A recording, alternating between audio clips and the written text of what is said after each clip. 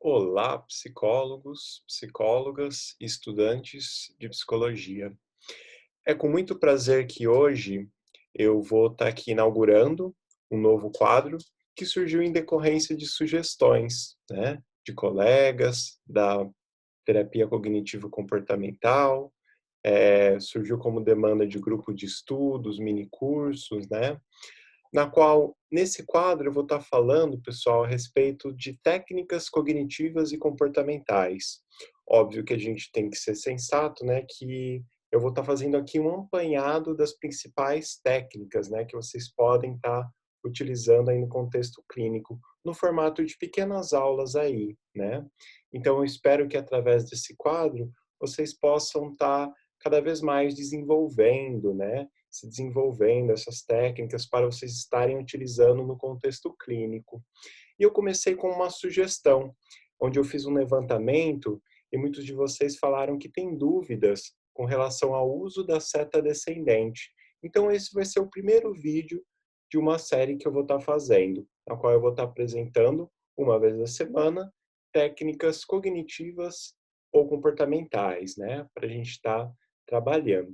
Então, vamos começar hoje, pessoal, pela seta descendente.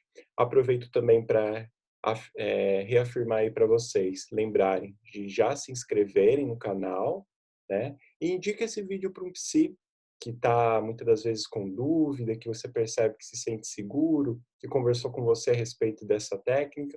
Compartilha com ele, né? Vai ser de grande ajuda. Bom, então vamos lá, pessoal. Hoje vamos falar então a respeito da técnica denominada como a seta descendente. Então, eu peguei aqui uma definição para a gente, né?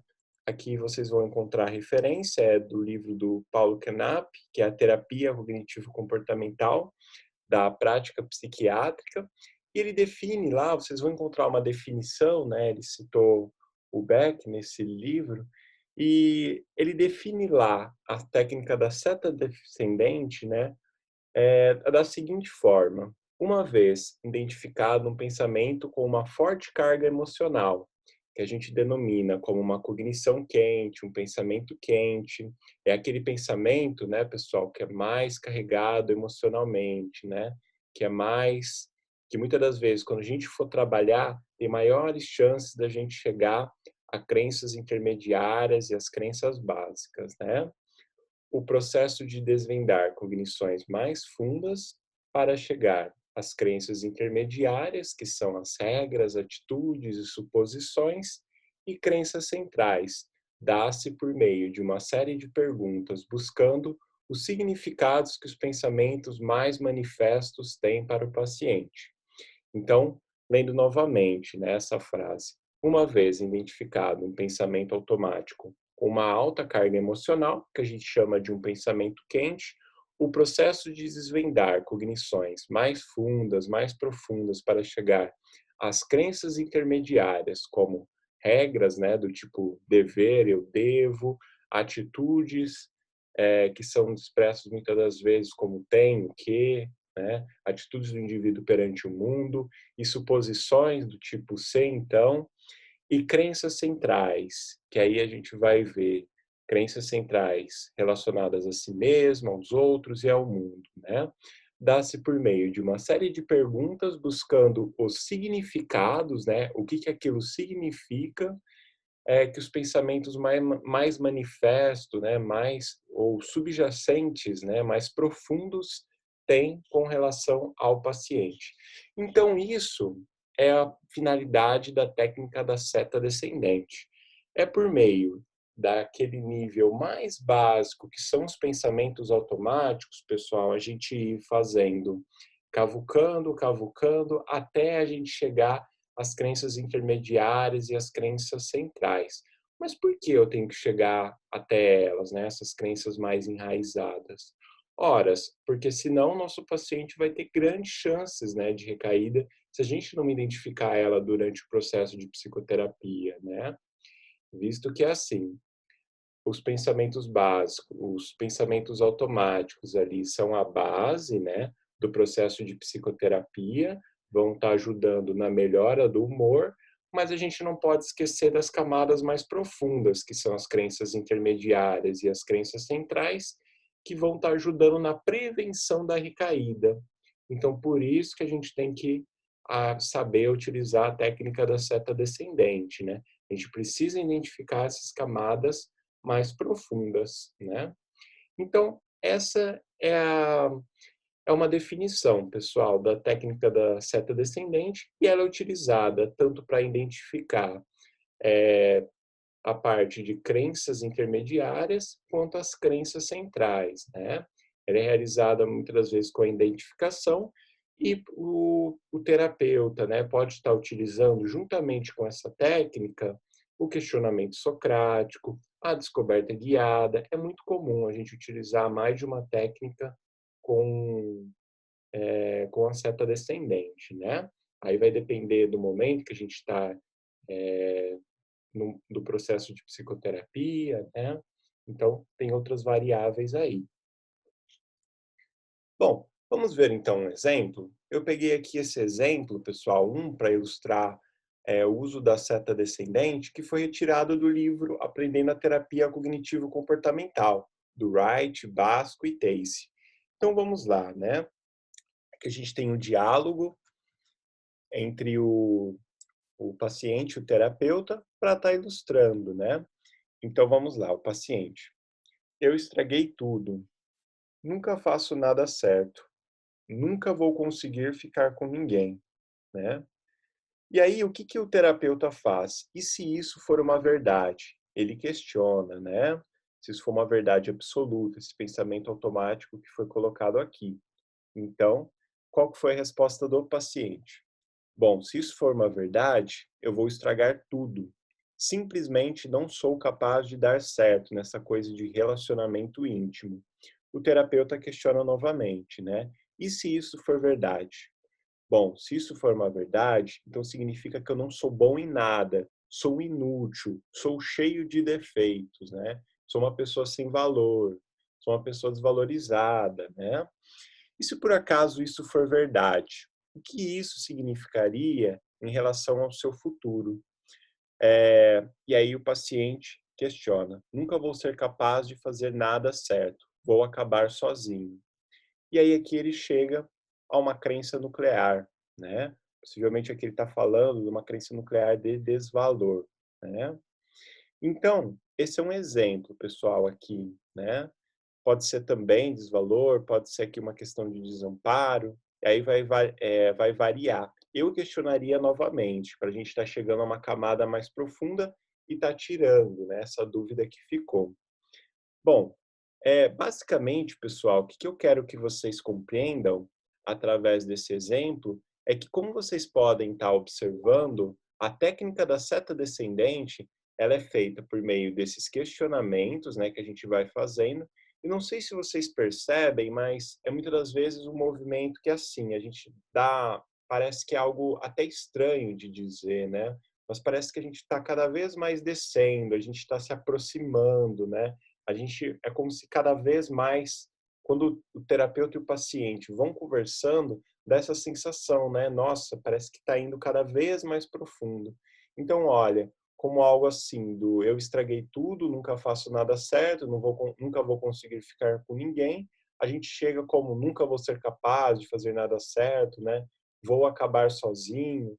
Então, é isso que é a seta descendente. É esse movimento ali que muitas das vezes a gente vai fazendo através de questionamentos, a gente vai descendo, descendo, até a gente chegar à crença central, às crenças intermediárias, né? Então vai depender. Então, esse é um exemplo, né, pessoal, de, de, de como vocês podem estar utilizando, né, a seta descendente. Aqui ele utilizou só um tipo de questionamento, né? Isso é muito comum. É interessante vocês estarem anotando aí, né? Quando a gente for fazer a seta descendente, a gente presume, né, que aquele pensamento que está tendo é uma verdade, né, uma verdade absoluta. Ah, mas por que a gente faz isso, né, Matheus? O que que é a crença central, né, por assim dizer? Não é aquela crença de uma verdade absoluta, né? Então, muitas das vezes a gente vai estar fazendo esse movimento, né, pessoal? A gente começa então pelo nível aqui mais básico e vai descendo, vai questionando, né? Se isso for uma verdade, como isso te incomodaria. A gente também vai ver algumas outras questões que vocês podem estar questionando. Temos aqui agora o exemplo 2 para vocês estarem vendo, né, que também ilustra o processo da seta descendente, né? Então vamos lá. Eu peguei esse exemplo, tá no livro do Técnicas de Terapia Cognitiva, né? Manual do Terapeuta, do Robert Lee, e ele começa da seguinte forma, o terapeuta começa questionando: em que aspecto o fato de morrer o incomoda mais, né? Aí o paciente responde: não é a dor física. Eu, na verdade, não me preocupo com isso e já fiz coisas suficientes para umas 5 vidas. O que acontece é que se eu morresse, eu ficaria preocupado de não ter cuidado de todos. De quem você teria que cuidar? Bom, o paciente responde: da minha esposa e da minha filha. Eu poderia morrer se soubesse que elas ficariam bem. Então você está dizendo que poderia aceitar a morte se soubesse que as pessoas que ama estão sendo cuidadas? É isso mesmo. Você está pressupondo que elas ficariam desamparadas sem você? Acho que sim, né? Então aqui é um outro jeito de utilizar a seta descendente, pessoal, sem estar fazendo aquelas perguntas clássicas, né? Então, se isso for uma verdade, bom, é, se isso for uma verdade, né? Porque te incomodaria? É um outro jeito de estar chegando a camadas mais profundas, né? Então, aqui a gente tem um exemplo, né, para estar ilustrando para vocês o uso da seta descendente. Foi a mesma questão, então ele começou como o Goulart, né, que ele está se referindo ali, uma questão do medo, e aí a gente chegou ali a uma questão do desamparo, né? Muitas das vezes aqui, esse exemplo eu selecionei para vocês, porque ele está muitas das vezes aqui trabalhando com uma suposição, né, nesse exemplo, que aí a gente chegaria aqui a uma questão de uma crença intermediária e não de uma crença central, que é para ilustrar. Então, no primeiro exemplo, a gente viu como o terapeuta foi questionando e ele chegou a uma crença central, e aqui, né, chegou a uma crença intermediária, por assim dizer, né? Então, se ele morresse, as filhas, a esposa ficariam desamparadas, né? Então, as filhas ficariam desamparadas, por assim dizer. Bom, então aqui, pessoal, coloquei para vocês estarem observando, né? Como chegar a uma crença central e como chegar a uma crença intermediária, né? Então, a seta descendente é utilizada como uma forma de identificação. E que questionamentos eu posso fazer, Matheus? Você pode me dar umas dicas? Claro que eu posso, né? Então, algumas perguntas que vocês podem estar fazendo para os pacientes, que vão ajudá-los, né? Aliás, vai ajudar vocês a estar chegando cada vez mais a essas camadas mais profundas, né? Vocês podem estar questionando, por exemplo, por que isso seria um problema para você, né? Então, diante de um pensamento automático quente, né, uma cognição quente, que é aquela carregada emocionalmente, por que isso seria um problema para você, né? Sua esposa terminar com você, sua esposa te trair, enfim, né? Aí a gente vai ver qual é a cognição dele. O que aconteceria logo em seguida? O que aconteceria após um episódio de traição, né? Vamos ver a cognição. Por que isso incomodaria, né? Por que, por que isso te incomodaria? O que que isso te traria, né? Como um incômodo? E daí, né? Aí entraria também esse daí como uma variação do que aconteceria. O que que isso significa para você? Ou melhor, o que que isso diz respeito de você? Ou o que que isso diz respeito sobre você? E aí, o que que você pensaria, né, depois disso? E qual é a pior coisa que você consegue imaginar acontecendo caso isso ocorresse? Bom, essas são algumas das perguntas de inúmeras que vocês vão encontrar na literatura para estar trabalhando a seta descendente, né? Então, muitas das vezes, essas são perguntas que, de certa forma, vão cada vez mais afunilando, né? Vão instigando, vão auxiliando o paciente a indagar aquela verdade que ele traz, chegando a cada vez mais a camadas mais e mais profundas, né? Então, essa é a finalidade da seta descendente. E quando vocês se depararem, pessoal, quando vocês estiverem questionando, utilizando essas perguntas e perceberem que é assim, né? Já estamos, não tem por onde mais questionar, façam a pergunta, né? O que que isso diz respeito sobre você, né? O que que isso significa, o que que isso diz respeito de você, né? Então vocês podem estar fazendo esse questionamento. Bom, e essa então é a seta descendente, pessoal, que eu queria estar apresentando para vocês através dessa mini aula. Eu espero que vocês tenham gostado, né? Eu vou, caso vocês queiram esse slide aqui para vocês, eu vou deixar ele disponível tanto no grupo do Telegram quanto no grupo do WhatsApp, o hashtag TCC na Clínica, né? Para quem não conhece. Então, se você ainda não está no grupo, te recomendo você estar participando para estar recebendo esse material, ok? Obrigado, pessoal. Tenham todos um ótimo dia.